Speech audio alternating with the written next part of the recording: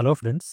మన తెలుగు రాష్ట్రాల వాళ్ళకి ఒక మంచి గుడ్ న్యూస్ అయితే వచ్చింది. ఈ బీడీఎల్ అనే సెంట్రల్ గవర్నమెంట్‌కి సంబంధించిన కంపెనీ ఏదైతే ఉందో, దీంట్లో 100 వేకెన్సీలు ఖాళీగా ఉన్నాయి. అవి ఫుల్‌ఫిల్ చేయడం కోసం అయితే నిన్న అంటే 15థ్ జూలై రోజు ఒక నోటిఫికేషన్ అయితే రిలీజ్ చేయడం జరిగింది.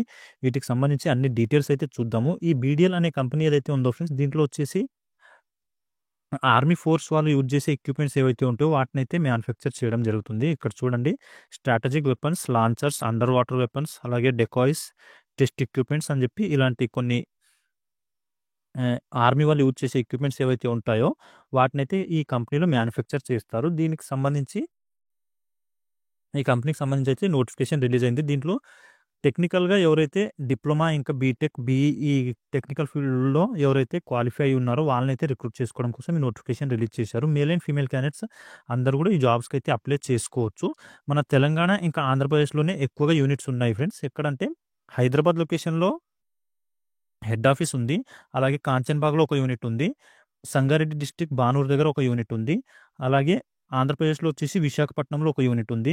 ఇంకో యూనిట్ వచ్చేసి ఇబ్రహీంపట్నం దగ్గర ఉంది. అది రంగారెడ్డి డిస్ట్రిక్ట్ కిందకి వస్తుంది. తెలంగాణలోనే ఈ యూనిట్ కూడా లొకేటెడ్ అయి ఉంది. అలాగే ఒక యూనిట్ వచ్చేసి న్యూ ఢిల్లీలో ఉంది.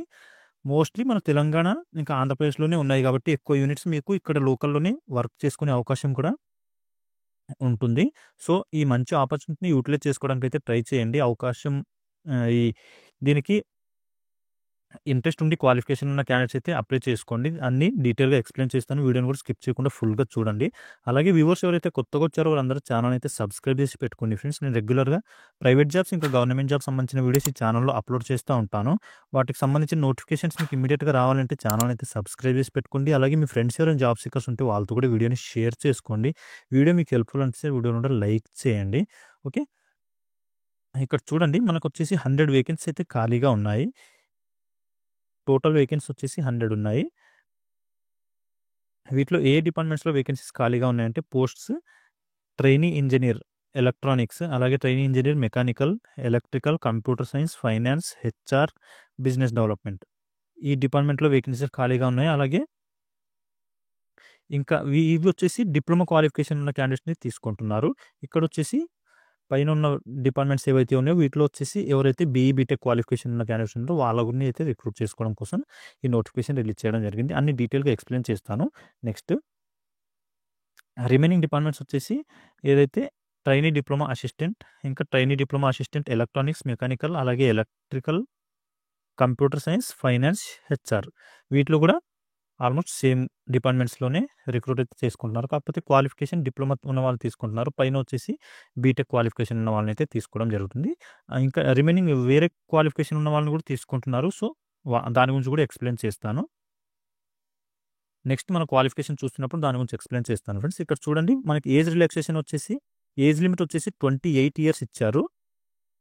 ఇది సెంట్రల్ గవర్నమెంట్‌కి సంబంధించిన కంపెనీ కాబట్టి ఎస్సీ, ఎస్టీ వాళ్ళకి ఏజ్ రిలాక్సేషన్ అనేది ఇవ్వడం జరుగుతుంది. దానికి సంబంధించి కూడా ఇక్కడ డీటెయిల్‌గా మెన్షన్ చేశారు ఒక టేబుల్. ఇక్కడ చూడండి, ఎవరైతే అన్‌రిజర్వ్డ్ ఇంకా ఈడబ్ల్యూఎస్ అంటే ఎకనామికల్లీ వీకర్ సెక్షన్ ఏదైతే ఉందో వాళ్ళకొచ్చేసి 28 ఇయర్స్ వరకు మీరు అప్లై అయితే చేసుకోవచ్చు ఈ జాబ్స్‌కి. రిమైనింగ్ అంటే ఓబీసీ క్యాండిడేట్స్ ఎవరైతే ఉన్నారో వాళ్ళొచ్చేసి 31 ఇయర్స్ వరకు అప్లై అయితే చేసుకోవచ్చు. ఇది ఏజ్ రిలాక్సేషన్ అప్లై చేసిన తర్వాత ఈ ఏజ్ అయితే వస్తుంది. లేదంటే 28 ఇయర్స్ వరకు లిమిట్ పెట్టారు. ఏజ్ రిలాక్సేషన్‌ని అప్లై చేసుకున్నప్పుడు 31 ఇయర్స్ వస్తాయి. ఎందుకంటే 3 ఇయర్స్ యాడ్ అవుతాయి కాబట్టి ఓబీసీ వాళ్ళకి 31 ఇయర్స్. అలాగే ఎస్సీ, ఎస్టీ క్యాండిడేట్స్‌కి వచ్చేసి 5 ఇయర్స్ అప్లై అవుతాయి కాబట్టి 33 ఇయర్స్ వరకైతే మీరు అప్లై చేసుకోవచ్చు. ఇక్కడ 2 డిపార్ట్మెంట్స్ ఉన్నాయి ఫ్రెండ్స్. ఎస్సీ, ఎస్టీ వాళ్ళకి ఓన్లీ ఎస్టీ వాళ్ళకొచ్చేసి 28 ఇయర్స్ వరకు మాత్రమే అవకాశం ఉంది. ఏ డిపార్ట్మెంట్స్ అంటే అవి 2 ఫైనాన్స్ ఇంకా హెచ్ఆర్. ఈ 2 డిపార్ట్మెంట్స్‌లో ఎస్టీ క్యాండిడేట్స్‌కి 28 ఇయర్స్ వరకే తీసుకోవడం అయితే జరుగుతుంది. ఇక్కడ ఏజ్ రిలాక్సేషన్ అనేది అప్లై అవ్వదు ఈ 2 డిపార్ట్మెంట్స్‌కి, హెచ్ఆర్‌కి ఇంకా ఫైనాన్స్ డిపార్ట్మెంట్‌కి. ఓకే. ఇది చూసుకోండి ఒకసారి. నేను దీనికి సంబంధించిన లింక్ కూడా వీడియో డిస్క్రిప్షన్‌లో మెన్షన్ చేస్తాను. అక్కడ నుంచి మీరు పీడీఎఫ్‌ని కూడా డౌన్లోడ్ చేసుకోవచ్చు. అలాగే అప్లై చేసుకోవడానికి వీలుగా మీకు దీనికి సంబంధించిన అఫీషియల్ లింక్ కూడా వెబ్‌సైట్ లింక్ కూడా నేను వీడియో డిస్క్రిప్షన్‌లోనే మెన్షన్ చేస్తాను. అక్కడ నుంచి కూడా మీరు అప్లై అయితే చేసుకోవచ్చు దీనికి, ఈ జాబ్‌కి. మీరు సెలెక్ట్ అయిపోయిన తర్వాత మీకు సాలరీ ఎంత వస్తుందంటే ఫ్రెండ్స్, ఇక్కడ చూడండి, ఫస్ట్ ఇయర్ వచ్చేసి ఎవరైతే హైయర్ క్వాలిఫికేషన్ మీద జాయిన్ అవుతారో వాళ్ళకొచ్చేసి 29,500 రూపీస్ వరకు సాలరీ అయితే ఫస్ట్ ఇయర్ ఇస్తారు, పే చేస్తారు. నెక్స్ట్ వచ్చేసి డిప్లొమా క్వాలిఫికేషన్ మీద ఎవరైతే జాయిన్ అవుతారో కంపెనీలో వాళ్ళకొచ్చేసి 24,500 వరకు సాలరీ అయితే పే చేస్తున్నారు ఫస్ట్ ఇయర్. సెకండ్ ఇయర్ వచ్చేసి మీకు ఇంక్రీజ్ చేయడం జరుగుతుంది. 32,500 ఇస్తున్నారు. ఇక్కడ వచ్చేసి 26,000 పే చేస్తున్నారు. ఇక్కడ వచ్చేసి థర్డ్ ఇయర్ 35,500, 27,500 ఇక్కడ పే చేయడం జరుగుతుంది. ఇలా 38,500, 29,000 ఇలా సాలరీ అయితే మీకు ఇంక్రీజ్ చేసుకుంటూ వెళ్ళడం జరుగుతుంది ఎవ్రీ ఇయర్. ఓకే. ఇక్కడ చూడండి ఫ్రెండ్స్, క్వాలిఫికేషన్ రిలేటెడ్ డీటెయిల్స్ అయితే ఇక్కడ మెన్షన్ చేయడం జరిగింది. దీని గురించి కూడా మనం చూద్దాము. ఏదైతే ట్రైనీ ఇంజనీర్ అనే డిపార్ట్మెంట్ ఉందో దీంట్లో వచ్చేసి electronics, mechanical, electrical, computer science ఈ ట్రేడ్లలో ఎవరైతే కంప్లీట్ చేసి ఉన్నారో బీఈ కానీ బీటెక్ కానీ ఓకే ఈ క్వాలిఫికేషన్ ఉన్న క్యాండిడేట్స్ని అయితే రిక్రూట్ చేయడం జరుగుతుంది. నెక్స్ట్ వచ్చేసి ట్రైనీ ఆఫీసర్ ఫైనాన్స్ అనే డిపార్ట్మెంట్ ఏదైతే ఉందో దీనికి వచ్చేసి ఎవరైతే సిఎంఏ అంటే కాస్ట్ మేనేజ్మెంట్ అకౌంటెన్సీ లేదా చార్టెడ్ అకౌంటెంట్స్ ఈ క్వాలిఫికేషన్ ఉన్న క్యాండిడేట్స్ని అయితే రిక్రూట్ చేయడం జరుగుతుంది. అలాగే ఎంబీఏ క్వాలిఫికేషన్ ఉన్న వాళ్ళని కూడా తీసుకుంటున్నారు. Post graduate diploma, post graduate degree in finance discipline అని చెప్పి మెన్షన్ చేయడం జరిగింది. సో ఎవరైతే ఫైనాన్స్లో డిగ్రీ కంప్లీట్ చేసినా లేదా పీజీ కంప్లీట్ చేసినా ఈ ఎంబీఏ కంప్లీట్ చేసినా ఈ జాబ్స్కి అయితే అప్లై చేసుకోవచ్చు. ఇక్కడ మెన్షన్ చేశారు చూడండి క్వాలిఫికేషన్స్. ఒకసారి మీరు వీడియో లెంతీగా అయిపోతుంది అందుకని చెప్పి నేను కొన్ని స్కిప్ చేస్తున్నాను. మీరు ఈ పీడిఎఫ్ని డౌన్లోడ్ చేసుకుని క్లియర్గా రీడ్ చేయండి.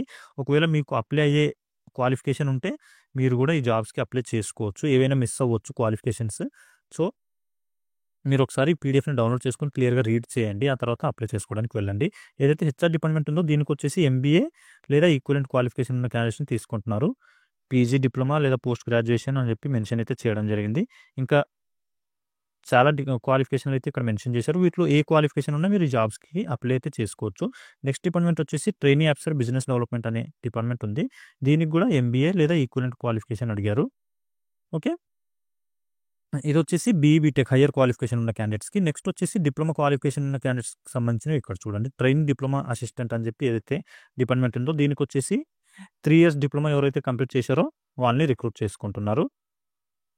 అలాగే ట్రైనీ డిప్లొమా అసిస్టెంట్ మెకానిక్ అలాగే ఎలక్ట్రికల్ ఇవి ఏవైతే ఉన్నాయో స్పెషలైజేషన్ ఎలక్ట్రికల్, మెకానిక్ అలాగే ఎలక్ట్రానిక్స్ ఈ స్పెషలైజేషన్లో ఎవరైతే మీరు డిప్లొమా కంప్లీట్ చేశారో వాళ్ళు ఈ జాబ్స్కి అప్లై చేసుకోవచ్చు. అలాగే కంప్యూటర్ సైన్స్ కంప్లీట్ చేసినా కూడా ఈ జాబ్స్కి అయితే అప్లై చేసుకోవచ్చు. బీసీఏ, బీఎస్సీ కంప్యూటర్స్ చేసిన వాళ్ళకి అవకాశం అయితే ఇస్తున్నారు ఈ కంప్యూటర్ సైన్స్ డిపార్ట్మెంట్కి. నెక్స్ట్ వచ్చేసి ఫైనాన్స్ డిపార్ట్మెంట్ ఏదైతే ఉందో దీనికి వచ్చేసి degree course in commerce, business administration అని చెప్పి మెన్షన్ అయితే చేయడం జరిగింది. ఈ క్వాలిఫికేషన్ ఉన్న మీరు జాబ్స్కి అప్లై చేసుకోవచ్చు.